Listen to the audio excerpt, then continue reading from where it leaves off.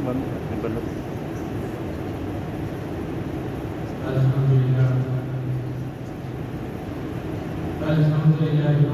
والسلام علی عبادہ الذین اصطفیٰ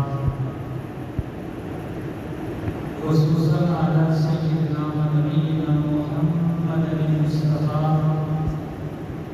وعلی آلہ و اصحابہ اولي الصدق والصفاء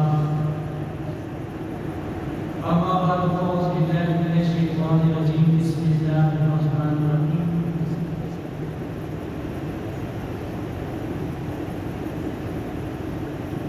ولا تقولوا لمن يقتل في سبيل الله أموات بل أحياء ولكن لا تشعرون صدق الله مولانا العظيم وصدق رسوله النبي الكريم الأمين المكين الحليم الرؤوف الرحيم إن الله وملائكته يصلون على النبي يا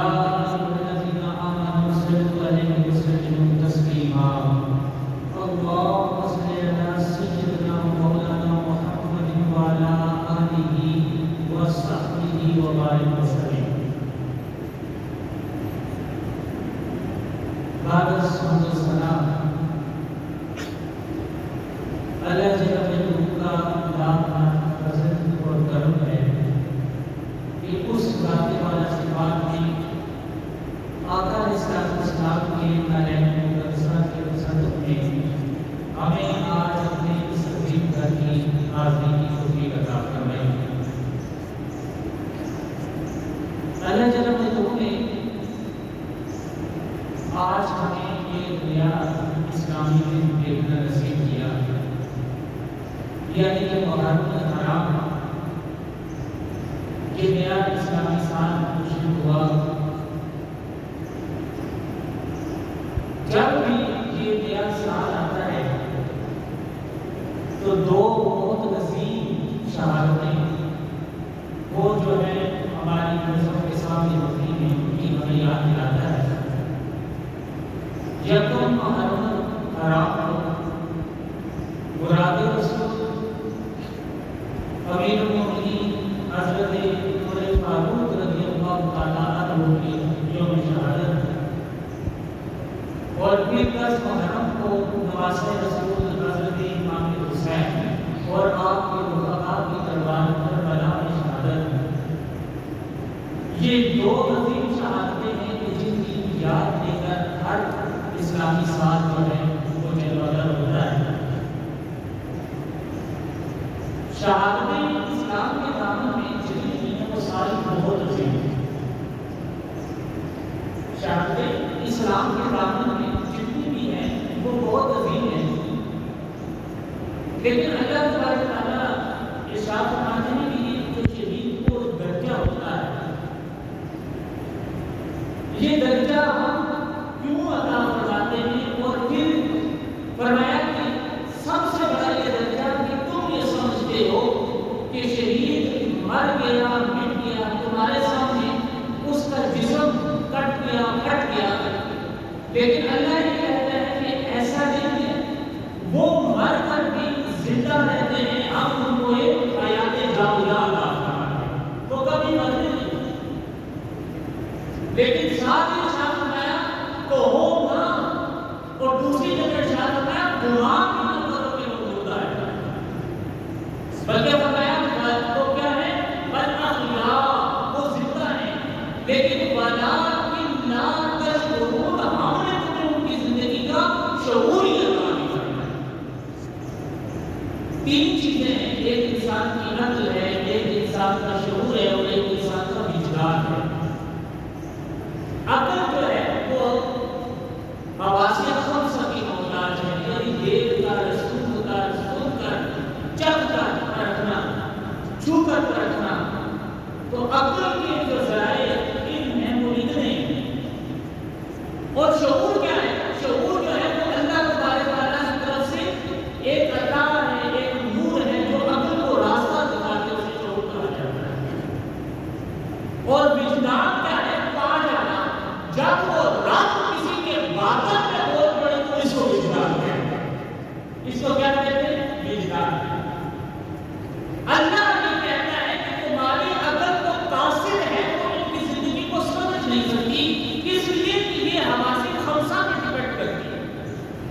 وہ ان کی زندگی کو نہیں سمجھ سکتے، لیکن اللہ نے فرمایا کہ عقل سے آگے شعور ہوتا ہے. ہم نے کوئی شعور بھی کو عطا نہیں کیا، تم کو عطا نہیں کیا کہ تم ان کی زندگی کو سمجھ سکو، تم ان کی زندگی کو سمجھ سکو. جو بھی عطا نہیں کیا. جانور جو ہے اس کے پاس عقل نہیں ہوتی، جانوروں کے پاس کیا ہوتا ہے؟ شعور ہوتا ہے، عقل نہیں ہوتی. وہ شعور کیا ہے؟ وہ شعور جس کی وجہ سے وہ اپنی اولاد کو پہچانتے ہیں، وہ شعور جس کی وجہ سے وہ اپنی بقائے زندگی کے لیے عمل کرتے ہیں، وہ شعور کہ جس کے ذریعے وہ اپنے آپ کو خطرات سے بچاتے ہیں، اور وہ شعور کہ جو انہیں زندگی میں اپنے وجود کو بقایا رکھنے کے لیے، اپنی نسل کو پروان چڑھانے کے لیے انہیں رہنمائی اور رہنمائی عطا کرتا ہے. تو یہ شعور کیا ہے؟ یہ اللہ کی دین ہے. یہ شعور کیا؟ اللہ کی دین ہے. شہر کی بچی کو کون سکھاتا ہے کہ اس نے پھولوں سے رس اس کے چھتے میں آ کر شہر بنانا ہے؟ یہ کون سکھاتا ہے؟ چڑیا کو کون سکھاتا ہے کہ گھونسلہ کس طرح بنایا جاتا ہے؟ یہ سب کیا ہے؟ یہ شعور ہے جو اللہ کسی کے اندر باطن میں رکھتا ہے، اس کے شعور پہ. اگر شعور کے بغیر چلے نا تو وہ ٹوکرے کھاتی رہتی ہے. اور اللہ جسے شعور کا نور عطا کر دیتا ہے، اس کی عقل کو اللہ سیدھا راستہ دکھا دیتا ہے. اور پھر اس سے آگے وجدان، اور وجدان کا مطلب یہ ہوتا ہے کہ اللہ جس کے اندر بول پڑے، جس کا باطن جو ہے وہ اس کو راستہ دکھا دے. وہ اللہ نے کہا کہ یہدی قلبہ بایمانہ، اللہ جو ہے وہ کچھ لوگوں کو ان کے ایمان کے بدلے میں ان کے قلب کو سیدھی راہ دکھا دیتا ہے. اسی کیا کہتے ہیں؟ وجدان کہتے ہیں. اسے وجدان کہتے ہیں.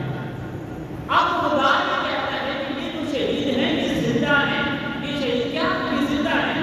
فرمایا لیکن تم کیا ولکن لا تشعرون، تم اس کا شعور نہیں رکھتے. مطلب یہ ہے کہ تمہاری عقل پا نہیں سکتی، اور ان کی زندگی کا شعور ہم نے تمہیں عطا نہیں کیا. ان کی زندگی کا شعور ہم نے تمہیں عطا نہیں کیا. لہذا عقل سوال کرتی ہے، عقل سوال کرتی ہے کہ اگر یہ لوگ مردہ ہیں، زندہ ہیں، تو پھر جو ہے ہم ان کو کفناتے کیوں نہیں؟ پھر ہم ان کو دفن کیوں کرتے ہیں؟ پھر جو ہے ان کے پیچھے سارے ثواب کیوں ہوتے ہیں؟ یہ تو زندہ ہے نا. تو بھائی اللہ یہی تو کہتا ہے کہ اپنے اندر کے گھوڑے نہ دوڑاؤ، تم سمجھ نہیں سکتے ان کی زندگی کیا ہے. اب خدا کا اصول کیا ہے؟ من جاء بالحسنۃ، اللہ فرماتا ہے کہ جو شخص ایک نیکی لے کر آتا ہے تو ہم کیا کرتے ہیں؟ اس کے بدلے 10 نیکیاں عطا کرتے ہیں. اس کے بدلے 10 نیکیاں عطا کرتے ہیں. اب جو انسان اپنی جان کو اللہ کی راہ میں قربان کر دے، اصول یہ ہے کہ ایک کے بدلے میں 10. تو خدا یہ کہتا ہے کہ جو خود کو یعنی اپنی جان کو، اپنی زندگی کو میری راہ میں مٹا دیتا ہے، وہ ایک زندگی مٹاتا ہے، ہم اس کو اس ایک زندگی سے بہتر 10 زندگیاں عطا کرتے ہیں. اور وہ 10 زندگیاں کیا ہیں؟ وہ اللہ کے حضور کھاتا بھی ہے، وہ اللہ کے حضور پیتا بھی ہے. وہ کھانا کیا ہے، وہ پینا کیا ہے، یہ رب جانتا ہے. ہمیں تو قرآن کا اتنا ہی کہا ہے کہ اللہ اس کو کھلاتا کیا تھا، اس کو بلاتا. ایسی زندگی تھا. تو خدا نے کہا یہ جو شہید ہیں تو ان کو مردہ نہ کرو. اور شہید جو ہے اس کا جو معنی ہے نا مصدر، وہ شہود ہے. شہید، شاہد اور مشہود اور مشاہدانی تمام جو الفاظ ہیں یہ شہود سے نکلے ہیں. اس کا ایک مصدر کیا ہے؟ شہود. اور شہود کا معنی کیا ہے؟ شاہدہ یشہد شہودت. شہود کا معنی کیا ہے؟ اس کا ایک معنی یہ ہے کہ حاضر ہونا. اسے کیا کہتے ہیں؟ شہید. ایک معنی کیا ہے؟ حاضر ہونا. شہید کا معنی.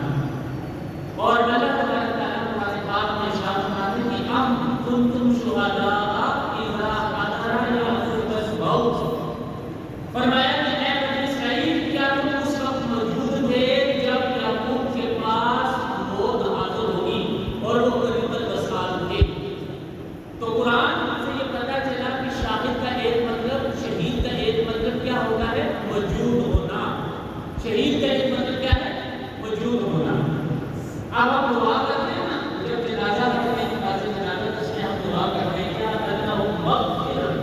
لِهَيِّنَا وَمَيِّتِنَا وَشَاهِدِنَا وَغَائِبِنَا کہ اے اللہ ہمارے زندوں کو بھی بخش دے، ہمارے مردوں کو بھی بخش دے اور ہمارے حاضروں کو بھی بخش دے. لیکن شاہدینا جو یہاں پہ حاضر ہیں ان کو بخش دے، وغائبنا اور جو غائب ہیں ان کو بھی بخش دے. یعنی شہید کا ایک مطلب ہوتا ہے حاضر ہونا، شہید کا ایک مطلب ہے حاضر ہونا. اور حاضری کی ایک جہت یہ بیان ہے کہ جب انسان شہید ہوتا ہے اس کی روح کب سے منزلی سے پرواز کرتی ہے اور اس کو ڈائریکٹ اللہ کی بارگاہ میں پیش کر دیا جاتا ہے. اس کا مطلب کیا؟ شہید کو شہید کیوں کہتے ہیں کہ ادھر اس کی گردن کٹی، ادھر جو ہے اس پہ موت حاضر ہوئی اور ادھر اس کی روح کو اللہ کے حضور پیش کر دیا جاتا ہے. اس لیے اس کو شہید کہا جاتا ہے کہ وہ حاضر ہو جاتا ہے، اس لیے اس کو شہید کہا جاتا ہے. ہر انسان کی روح جو ہے وہ جب پرواز کرتی ہے تو وہ ڈائریکٹ اللہ کی بارگاہ میں نہیں جاتی، بلکہ کیا جیسے اس کے اعمال ہوتے ہیں نا، اعمال کے حساب سے. اگر اعمال بھاری ہیں تو وہ کئی عرصے تک اس عالم ناسوت میں جو ہے وہ گھومتی پھرتی ہے، اوپر یہی کہتے ہیں. یہاں وہ اپنے بچوں کو دیکھتی ہے، یہاں وہ اپنے جو ہے وہ برادری کو دیکھتی ہے. اگر عورت ہے تو اپنے خامن کو دیکھتی ہے کہ اس نے کسی کے ساتھ نکاح کر لیا. اگر خامن ہے تو اپنی عورت کو دیکھتا ہے کہ اس نے کسی کے ساتھ نکاح کر لیا. وہ یہی میں موجود ہوتا ہے اور پھر وہ دیکھتا ہے کہ اس کی جائیداد کو جو ہے وہ کس طرح تقسیم کر لیا بادشاہ نے، وہ کس طرح پیچھے رکھتے ہیں. تو وہ عالم ناسوت میں رہتا ہے یہاں پہ، اور پھر جب اس کے پچھلے اس کے لیے جو ہے وہ فاتحہ کرتے ہیں، اس کے لیے استغفار کرتے ہیں، تو اس کی روح جو ہے وہ آہستہ آہستہ آہستہ اوپر ہوتی ہے. پھر اس کے بعد پھر عالم ہے، پھر عالم ملکوت ہے، پھر اس کے بعد عالم لاہوت ہے، پھر عالم لاہوت ہے، پھر عالم ہاروت ہے. یہ سارے عالم طے کرنے کے بعد ہی وہ اللہ کی بارگاہ میں پہنچتے ہیں. ہمارے یہاں مقصد کیا ہے؟ ہم یہ سمجھتے ہیں کہ ادھر انسان کی روح نکلی، ادھر وہ اللہ کے حضور حاضر کر دی. ایسا نہیں. تو یہ کیا ہے؟ ایک جہان کو بدلتے بدلتے ابداً عالم ناسوت سے نکلتے نکلتے اس کو کتنا عرصہ لگے عالم ملکوت تک پہنچتے پہنچتے.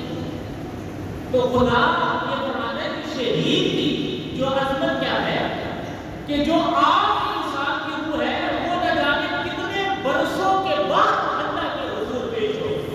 فرمایا لیکن شہید کا درجہ یہ ہے کہ ادھر شہید کا خون زمین پر گرتا ہے، ادھر اللہ کی بارگاہ میں اس کی روح کو پیش کر دیا جاتا ہے. اس لیے اس کو شہید کہتے ہیں. اب رسول کریم صلی اللہ علیہ وسلم نے ارشاد فرمایا کہ اس حدیث کو سننے ابن ماجہ نے بیان کیا اور یہ باب الجہاد ہے. فرماتے ہیں کہ حضرت جابر بن عبداللہ سے مروی ہے کہ جب عبداللہ بن عمر بن حرام احد کے دن شہید ہوئے تو رسول کریم صلی اللہ علیہ وسلم نے ارشاد فرمایا.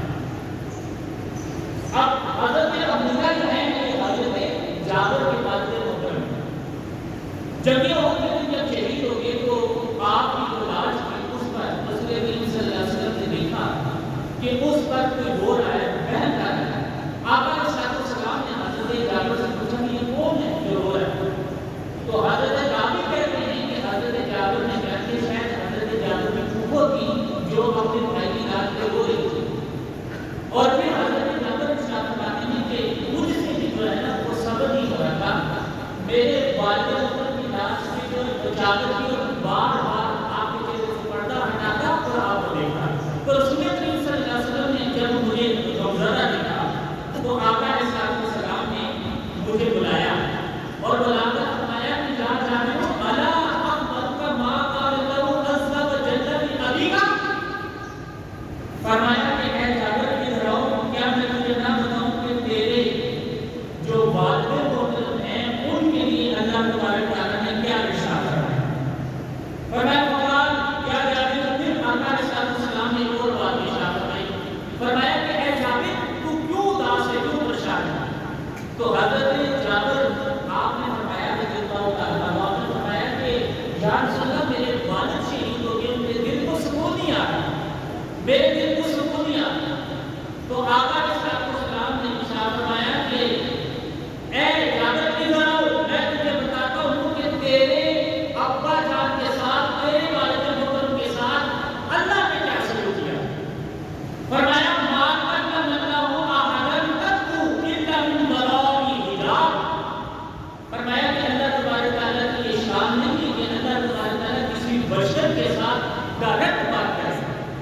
الا من وراء حجاب، مگر یہ کہ کسی پردے کے پیچھے.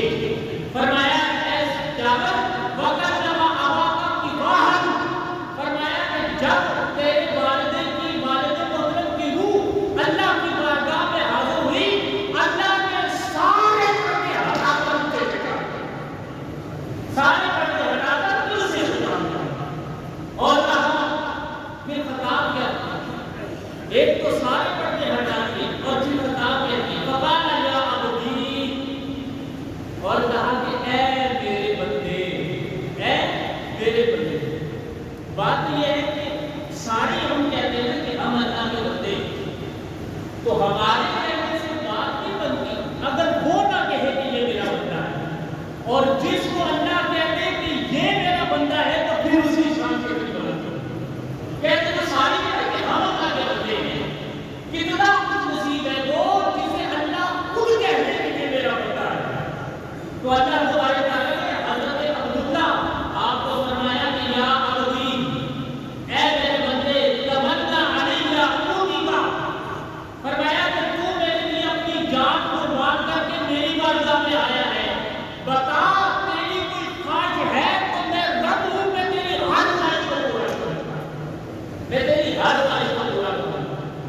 قال حضرت عبداللہ نے فرمایا یا ربی تحیینی، اے میرے رب تو مجھے زندہ کر، فاقبل فیک ثانیۃ، میرا دل یہ چاہتا ہے کہ میں تیری راہ میں پھر قربان ہو جاؤں، میری گردن میں پھر چھری چلے. فقال رب سبحانہ، اللہ تبارک تعالیٰ نے حضرت عبداللہ کو خطاب کیا اور کہا کہ عبداللہ، کہا انہ سبق منی انہم الیہ لا یرجعون، فرمایا کہ میں فیصلہ کر چکا ہوں جو اس جہاں میں ایک دفعہ آ جاتا ہے پھر کبھی اس کو واپس نہیں بھیجتا. یہ میرا فیصلہ ہے، یہ فیصلہ ہو چکا ہے، نہیں ہو سکتا.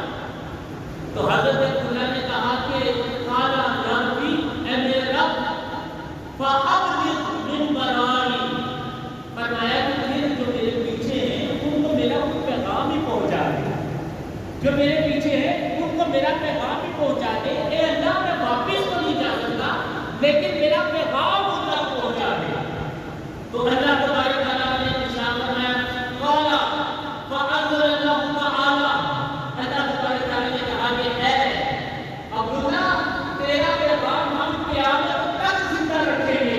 اللہ نے اسی وقت حضرت عبداللہ کی خواہش کے مطابق بات کی آئی اور وہ آیت کیا تھی؟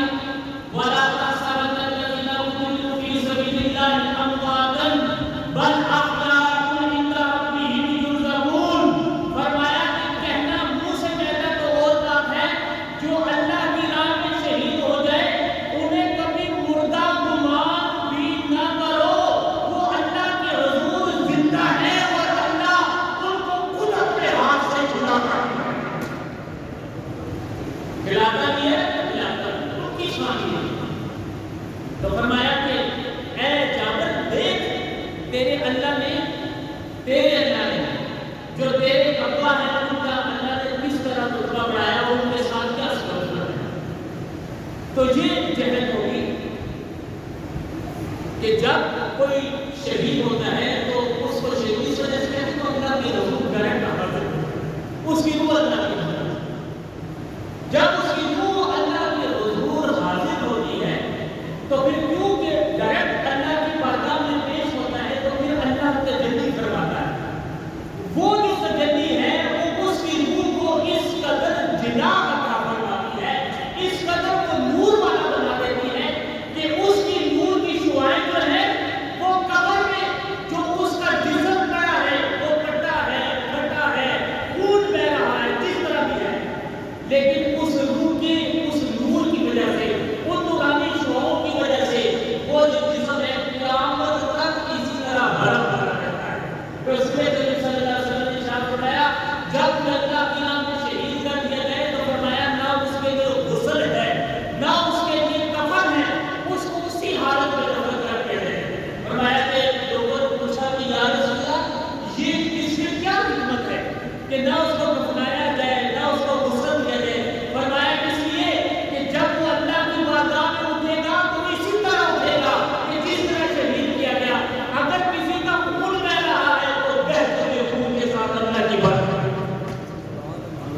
تو یہ کیوں ہوا؟ یہ اس وجہ سے ہوا کہ دیکھا نا آپ نے سورج کو دیکھا کہ سورج جو ہے وہ زمین سے کتنے فاصلے پر ہے، کروڑہا مربع میل کے فاصلے پر، کروڑہا میل کے فاصلے پر ہے۔ لیکن آپ نے دیکھا کہ زمین میں جب بیج بویا جاتا ہے تو وہ زمین کی سطح میں وہ نور کی جو شعاعیں ہیں جو سورج سے نکلتی ہیں وہ اس بیج کو مرنے نہیں دیتی بلکہ کیا زندگی دیتی ہے، اور پھر اس بیج سے کومل ہوتی ہے، پودا بنتا ہے، پودے سے درخت، پھر درخت سے پھول، پھر اس پھول سے پھل۔ تو یہ سارا کس وجہ سے ہوتا ہے؟ کیونکہ کروڑوں میل دور سورج ہے، اس سورج کی نورانی شعاعیں اس بیج کو زمین کے اندر مرنے نہیں دیتی۔ اسی طرح جب کسی شہید کی روح اللہ کی بارگاہ میں ڈائریکٹ حاضر ہوتی ہے، اللہ کی تجلیات اس میں پڑتی ہیں، تو پھر وہ نور اس قدر چمک جاتی ہے، اس قدر چمک جاتی ہے کہ وہ اعلیٰ علیین کے مقام میں بھی ہو، لیکن اس کی نورانی شعاعیں قبر میں اس جسم کو کبھی مرنے نہیں۔ اللہ کہتا ہے مردہ گمان بھی نہ کرو، ان کو مردہ کو ہو بھی نہ، وہ زندہ ہے، تمہارے پاس ایک زندگی ہے، ہم نے تو 10 زندگی عطا کی، لیکن ولا اب ایک بات اور بتاتا تھا، یہ جو شہید ہے نا جو اللہ کی بارگاہ میں جاتا ہے اور اللہ کی بارگاہ میں جانے کے بعد اس قدر قدر و منزلت بڑھ جاتی ہے، اللہ تعالیٰ نے رسول کریم صلی اللہ علیہ وسلم کو بھی شہید ارشاد کیا۔ وہ کیسے؟ اللہ تبارک تعالیٰ ارشاد فرماتے ہیں کہ یقول رسول علیکم شہیدا، یہ جو رسول ہے نا یہ بھی شہید ہے، علیکم شہیدا، شہید یعنی تم پہ حاضر ہے، علیہ شہیدا تم پہ گواہ نہیں۔ رسول بھی شہید اور جو اپنی گردن کٹائے وہ بھی شہید۔ اب یہ بات اللہ نے کہا کہ رسول اس وجہ سے شہید ہے کہ شہید جب گردن کٹاتا ہے تو اللہ کی بارگاہ میں حاضر ہوتا ہے اور اللہ تبارک تعالیٰ نے اس کو تجلیات عطا فرماتے ہیں اس کی روح کو، اور اس کی روح جب متجلی ہوتی ہے تو پھر اس کے جسم کو زندہ رکھتی ہے، اس کے جسم کو مرنے نہیں دیتی۔ تو فرمایا کہ شہید کو تو زندگی میں ایک دفعہ یہ رتبہ ملتا ہے نا، یہ جو میرے رسول ہے نا یہ شہید ہے، اس لیے کہ ہر رات ان کی حاضری اللہ کی بارگاہ میں ہوتی ہے اور اللہ جو ہے وہ تجلی فرماتا ہے، رسول شہید ہوتا ہے اللہ کی بارگاہ میں اور اللہ ہر روز کو تجلی عطا۔ اسی لیے رسول کریم صلی اللہ علیہ وسلم نے فرمایا حرم اللہ علی الارض ان تعبد اجساد الانبیاء، فرمایا کہ اے لوگوں اللہ نے حرام کر دیا ہے کہ زمین جو ہے وہ کبھی انبیاء کے جسموں کو کھا نہیں سکتی۔ اللہ نے شہید کا جسم بھی سلامت اور رسول کا جسم بھی سلامت، کیوں؟ اس وجہ سے کہ شہید نے جو تجلی پائی اس تجلی کی وجہ سے اس کا جسم جو ہے وہ کبھی گل سڑ نہیں سکتا، اور رسول جو ہے وہ ہر روز اس تجلی سے مستفید ہوتا ہے، رسول کو ہر روز وہ تجلی عطا ہوتی ہے، نبی کو ہر روز وہ تجلی عطا ہوتی ہے۔ تو شہید کو ایک دفعہ تجلی ملے تو اس کا جسم جو ہے وہ گلے سڑے نہ، اور جس نبی کو روزانہ تجلی ملے پھر اس کا جسم کیسے گل سکتا ہے، کیسے نہیں گل سکتا نا۔ اسی طرح رسول کریم صلی اللہ علیہ وسلم کو اللہ نے جو مقام بنایا کہ رسول جو ہے وہ شہید، رسول کیا ہے؟ شہید، ان کا جسم بھی گل سکتا نہیں سکتا، پھر ان کی روح پاک کی تجلی سے آپ کا جو جسم ہے وہ قبر اثر میں اس حالت میں نہیں کہ جسے موت کہی جاتی ہے، بلکہ وہ قبر اثر میں موجود ہے، ظاہری حیات جو ان سے دنیا سے چلی گئی وہ اس حیات کے ساتھ جو اللہ نے ان کو عطا فرمائی اس حیات کے ساتھ وہ اپنی قبر میں موجود ہے۔ تو اللہ تبارک تعالیٰ نے کسی کو بھی کوئی مقام دیا، شہید کو بھی کوئی مقام دیا، رسول کے صدقے ہی دیا۔ اللہ تبارک تعالیٰ مجھے اور آپ کو شہیدان اسلام کے سمجھنے کی توفیق عطا فرمائے۔